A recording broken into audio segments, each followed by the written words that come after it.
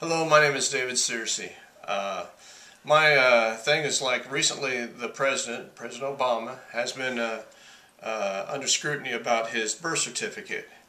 And, well, the Supreme Court, as of late, has ruled that his birth certificate is valid. Well, there's another side to the story. That birth certificate is not valid. And that's where I'm beginning this at. Now, Mount Pinatubo blew up in the year 91, I believe it was June. And so there are a couple of bases there in the Philippines that were in contract. We had those bases. We had Clark Air Force Base. We also had Subic Bay area, all naval base. I was in the Navy. And I was in from 77 to 81 active. Got out several years, and I was in from 88 to a few years ago, 2008, and till I retired. Now, getting back to this story, in 92, I was ordered to go to Japan because we were receiving all the material from the Philippines because of the closure of those bases in the Philippines. And I had to spend 2 weeks there in the supply field to take care of those items, and then after my time was done, I had to quit my order and go back to Texas. So while I was waiting in the airport one day, this skinny black guy and his white lady and this Asian girl came on in there, dropped their luggage, and then a gentleman had walked up to me and asked me if I would look after his luggage. I'm sorry, what airport were you at? I was in it's either Narita or Atsugi, one of those, and while I was waiting for my plane. Then when protocol is that you don't look after people's luggage, and but he looked around, didn't find anyone else, and I told him, I said, look, if you're quick, back real quick, I'll look after your luggage. I said, but if it's within a certain length of time, I said, I'm going to have to call security on it. He said, oh, I promise, I'll be back and everything. So he was good to his thing. He was gone for a while. He came back pretty quick, and then we struck up a conversation, and he seemed like a really nice guy. You know, he told me all the things he did in Chicago, social activities, church activities, political activities and such. And he seemed like a really nice guy. And just by happenstance, I just said, you should run for office. And, well, I first asked him what his name was, and he said Obama. He said his name was Barry Obama back then. And I just kind of laughed and said, it sounds like a campaign badge. I said, you should run for office. And he just kind of laughed and he said, he could not. And I asked why. He said, because he was not born in the United States. I said, where was you born at? He said, Mombasa, Kenya. My reply to him was, that's strange. I said, I've been to Mombasa. I believe it was in '78 when I was on the Midway. I said, I spent about 4 days there in that particular town. So it always was a memory in my mind about Mombasa, Kenya.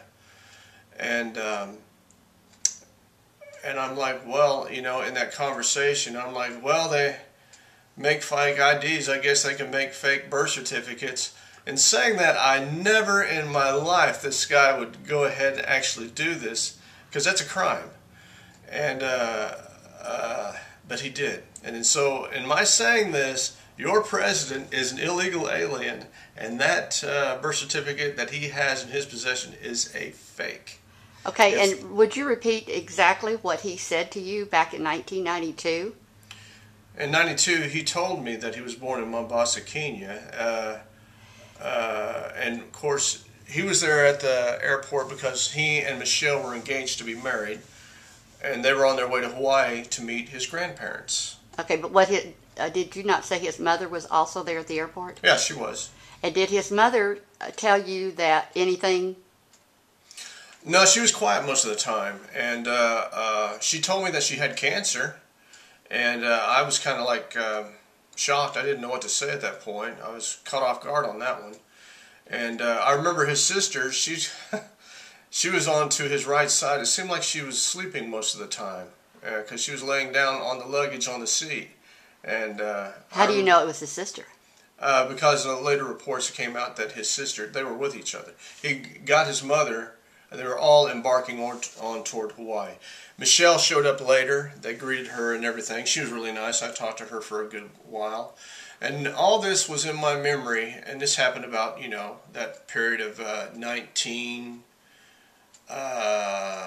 20 years ago span. And I'm kind of excited. Never had any contact with this gentleman in all these years. And in 2008, when I saw him on the campaign thing, and it just occurred to me, that is the guy I was talking to in an airport in Japan. That is the guy that told me he was born in Mombasa, Africa. And I'm like, and he is going to go in to be president? And my thing is that your president is lied all the way to the office. Okay, but did you say that he introduced himself as Barry? Yes. That is his actual name, Barry Hussein Obama.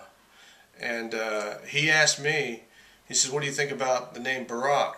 And I replied to him that he should stick with Barry. So I guess he nixed that idea. So he stood, they tell me it's his father's name, Barack. But he was introduced to me as Barry Obama. Okay, what did, in you telling me the story, you said that Michelle said something to you. Oh yeah, when they left and everything, I guess Michelle was really bothered by his religion or something, because the last things that Michelle said to me before she turned away was that, and he's Muslim. And she turned on a dime and went back toward the line to stand in to aboard the aircraft. Well, Barack, Barry back then, was about 20 some odd feet, and he heard what she said. He walked up to me casually, and he says, look, he says, I was born in a Muslim family. He says, I'm not a practicing Muslim. He says, I go to church every weekend. I read the Bible.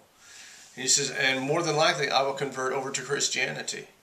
And I told him, I said, well, I said, I'd suggest you better. I said, because I do not believe that the people of America are ready to elect a Muslim candidate into office at this time. Okay.